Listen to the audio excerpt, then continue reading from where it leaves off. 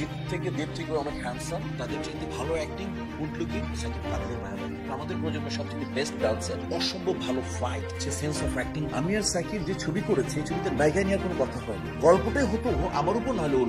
ওরে ভাই রে ভাই, দরদ সিনেমা নিয়ে শাকিব খানকে প্রশংসায় ভাসালেন শক্তিমান খল অভিনেতা মিশা সওদাগর। বিস্তারিত জানতে ভিডিওটি শেষ পর্যন্ত দেখবেন।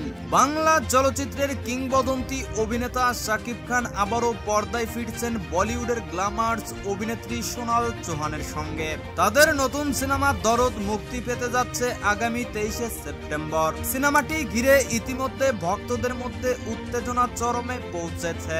শাকিব খান ও সোনাল চৌহানের এই প্রথম একসঙ্গে কাজ করা দর্শকদের জন্য বাড়তি আকর্ষণ। দরদ সিনেমায় শাকিব খানের অভিনয় নিয়ে এক সাক্ষাৎকারে অভিজ্ঞ অভিনেতা মিশা সওদাগর শাকিবের প্রশংসা করে বলেন, শাকিব খানের সঙ্গে কাজ করাটা সবসময় অনুপ্রেরণাদায়ক। তিনি একজন প্রকৃত পেশাদার এবং তার অভিনয়ের গভীরতা দর্শকদের মুগ্ধ করে।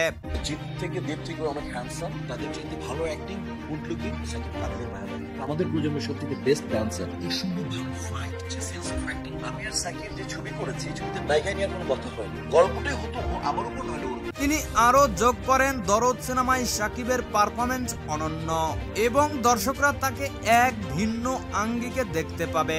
এছাড়াও বলিউড অভিনেত্রী সোনাল চৌহান, যিনি তার সৌন্দর্য এবং অভিনয় দক্ষতার জন্য জনপ্রিয়, এই সিনেমায় নতুন মাত্রা যোগ করেছেন।